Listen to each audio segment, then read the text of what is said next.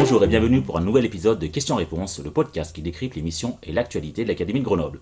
Hola, ¿qué tal? Muy bien, ¿cómo estás? Vous l'avez compris, aujourd'hui nous allons parler espagnol à l'occasion de la 8e semaine nationale des langues vivantes prévue du 27 mars au 1er avril.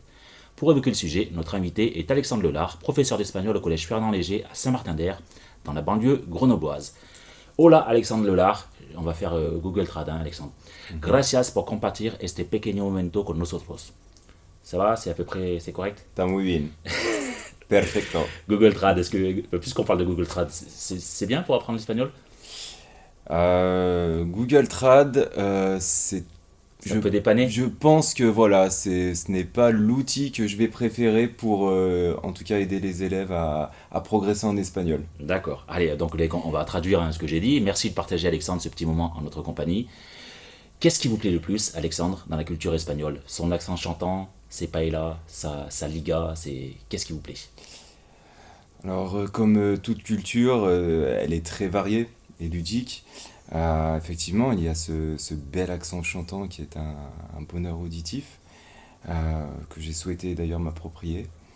Il y a cet engouement gastronomique, mais aussi l'histoire passionnante des pays hispanophones qui m'ont beaucoup plu.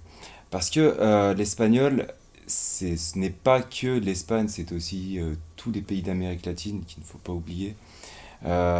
C'est aussi ces nombreux artistes, ces peintres, ces écrivains qui sont porteurs de cette culture et que je me dois de transmettre aussi aux élèves dont j'ai la charge.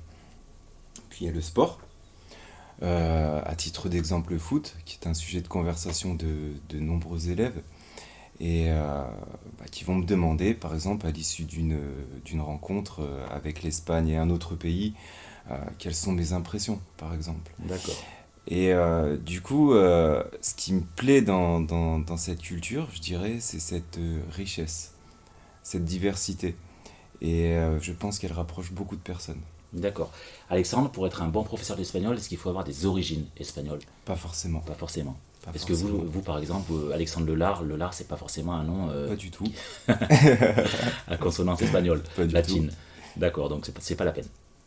Pas forcément. Avoir une origine ne veut pas dire porter la culture qui en résulte. C'est pas parce que nous sommes d'origine espagnole ou latino-américaine qu'on sait davantage se mettre à la portée des élèves, qu'on sait enseigner la langue espagnole, être un bon pédagogue, qui soit capable de réfléchir au processus d'apprentissage. D'accord. Donc non, ça n'a rien à voir. Rien à voir. On parlait de bon professeur d'espagnol. Oui. Qu'est-ce que c'est qu'un bon professeur? Alors je pense qu'un bon professeur d'espagnol, c'est avant tout une personne passionnée par l'espagnol. Sa propre expérience qui va définir si cette personne est capable d'endosser ce rôle-là aussi. On peut commencer une carrière difficilement, on va l'améliorer chaque année. On peut se sentir fier de soi et c'est mon cas. Alors maintenant, vous dire que sa principale qualité est celle d'être un bon pédagogue, oui, mais c'est quelque chose qui va s'acquérir avec le temps et la formation continue, qui me paraît essentielle pour être un bon professeur d'espagnol. Mais voilà, effectivement, il faut justifier de très bonnes connaissances, de connaissances approfondies en langue et dans la culture des pays hispanophones. Être un bon professeur d'espagnol, c'est aussi être un bon orateur, c'est savoir bien expliquer, savoir donner du sens et de l'intérêt à nos cours pour les élèves.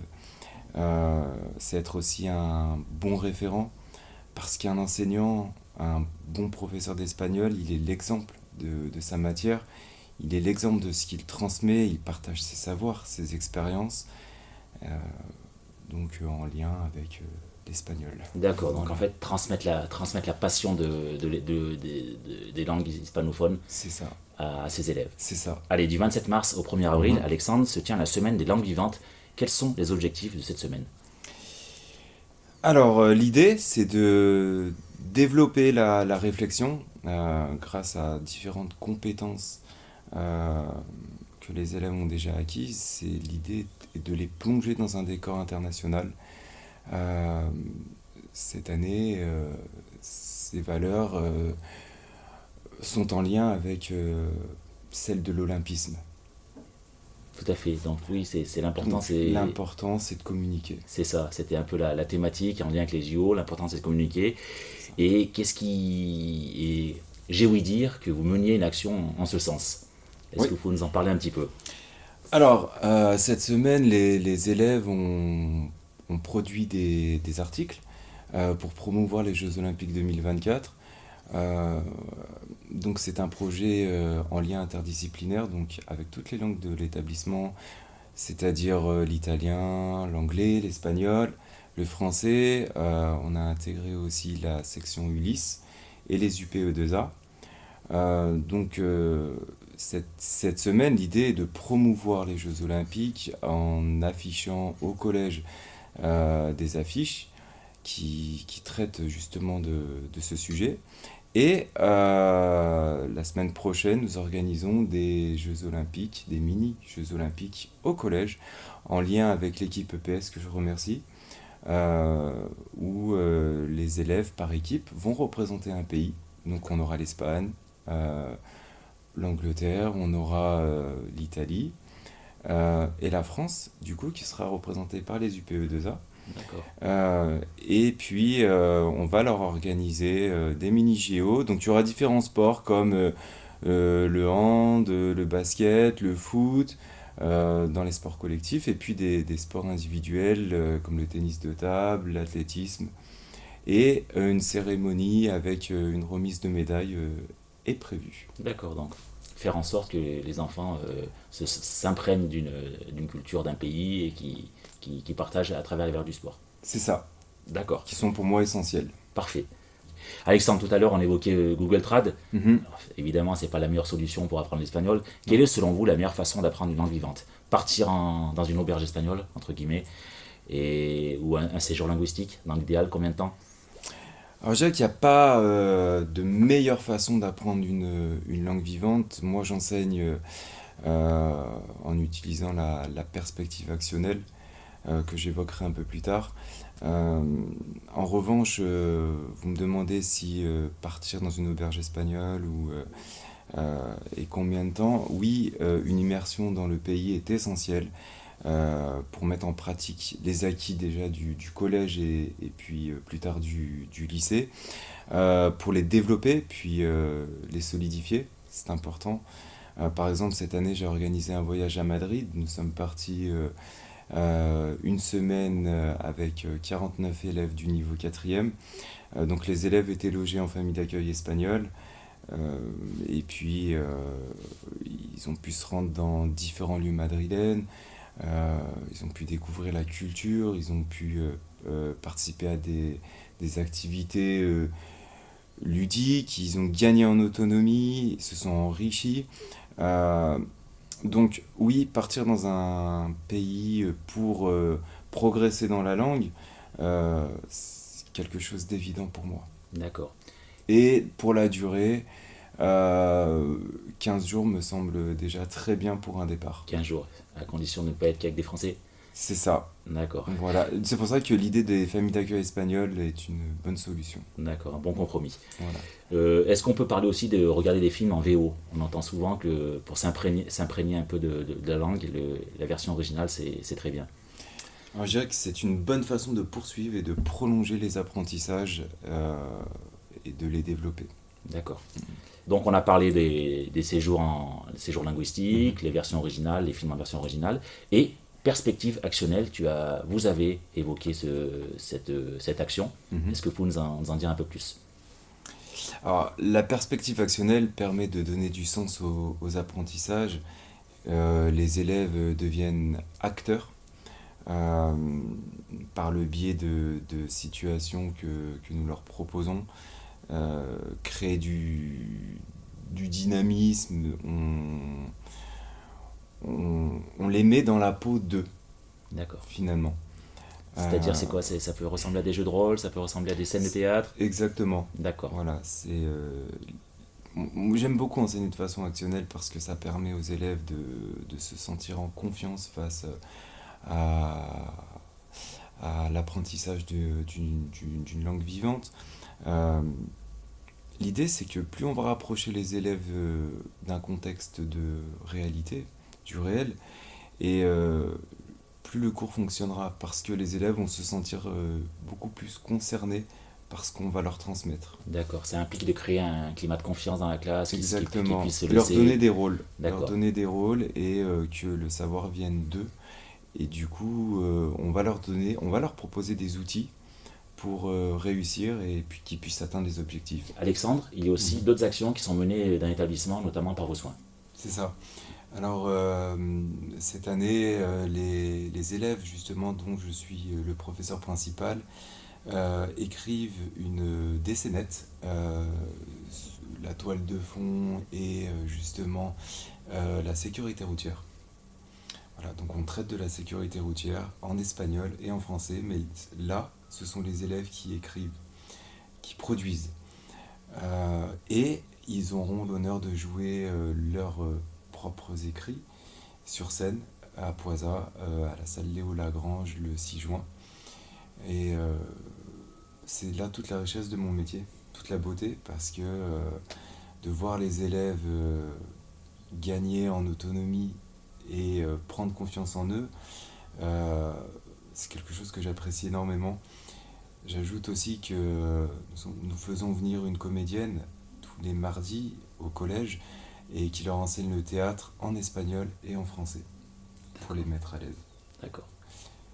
Alors en lien avec l'espagnol, les élèves de quatrième ont joué les guides touristiques, c'est-à-dire que l'idée était de promouvoir une ville d'Espagne ou d'Amérique latine.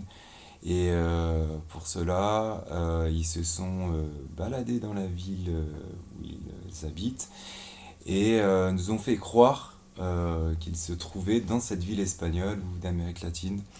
Ils ont pu parler voilà, des aspects culturels, gastronomiques, historiques et des activités sportives. D'autres actions, les troisièmes ont écrit des contes et des légendes. Euh, donc ils avaient le choix entre soit écrire un conte, soit une légende. Et on les a envoyés il y a 2 ans dans un hôpital à Madrid, au service pédiatrique, pour les enfants malades. C'était un cadeau de Noël pour eux. Et puis l'année dernière, nous les avons envoyés dans une association qui s'occupe des personnes isolées en Espagne, qui se situe à Madrid. Mais voilà, les contes et les légendes ont été répartis dans toute l'Espagne. Et cette année, je suis en lien avec des écoles et des orphelinats pour également envoyer les créations des élèves de troisième. D'accord. Alexandre, donc une journée d'enseignant d'espagnol réussi, ça peut ressembler à quoi? Ça peut ressembler à une belle pièce de théâtre? Euh, je dirais des élèves qui sortent du cours en ayant appris des choses, en ayant mémorisé, en ayant réussi à atteindre des objectifs, en ayant progressé Oui, également, gagné en autonomie évidemment. Voilà, s'ils peuvent repartir avec le sourire aussi, c'est d'accord, super. c'est super. Euh, c'est aussi une journée pour ma part sans effort disciplinaire. Ouais, c'est C'est important. important de le dire. Parce que là, je parle effectivement de bienveillance, de respect, mais ça va dans les deux sens. Pas, euh, voilà, des élèves qui se sentent à l'aise en cours aussi, qui arrivent avec confiance et qui sont fiers de ce qu'ils ont pu produire. D'accord, donc un climat de travail serein et Serein, agréable. exactement. D'accord. Une chose importante, Alexandre, à ajouter sur le métier d'enseignant d'espagnol ou de langue vivante en général, une remarque, une réflexion qui vous vient à l'esprit dont on n'aurait pas parlé. Non, écoutez, moi, ce que j'ai envie de vous dire, c'est que le métier de professeur d'espagnol, c'est un métier passionnant, que je ne regrette pas d'avoir autant lutté pour réussir, euh, parce que je suis fier d'être professeur d'espagnol. Ça va faire 10 ans que j'enseigne, je ne suis toujours pas fatigué d'enseigner, je suis content de me lever le matin pour aller travailler, et voilà, j'espère vraiment garder ce sentiment tout au long de ma carrière. D'accord, on vous le souhaite. Merci. Un professeur d'espagnol, Alexandre, est-ce qu'il peut avoir d'autres missions au cours de sa carrière? Alors oui, alors déjà un professeur peut endosser le rôle de professeur principal. euh, qui me paraît être un rôle très gratifiant. Vous l'êtes, professeur Je principal? suis, je le Parce que suis. c'est vrai, souvent, c'est français, maths, on a Je le suis, l'impression. ouais. D'accord, Je le souhaite. Je souhaite être professeur principal parce que ça nous permet d'avoir une autre forme de relation avec les élèves et on a un lien avec les parents qui est plus marqué, d'accord, j'allais dire. Euh, on peut aussi également nous confier le rôle de tuteur, c'est-à-dire former les futurs enseignants à leur mission, et je le suis aussi. Euh, et puis après, effectivement, il y a d'autres rôles externes à la profession, mais qui nous sont confiés d'année en année, avec, voilà, par le biais d'expérience. Et sinon, pour d'autres missions, cela nécessiterait de passer à un autre concours. d'accord. Est-ce que on parlait de la sonorité, la belle sonorité de la langue espagnole. On peut pas vous laisser partir sans avoir une petite chanson, un petit quelque chose, un petit texte en espagnol, une petite chanson. C'est possible? Alors, chanter non, parce qu'il commence à faire beau. Un poème. Par contre, je vais vous citer un chanteur que j'apprécie beaucoup. Ouais.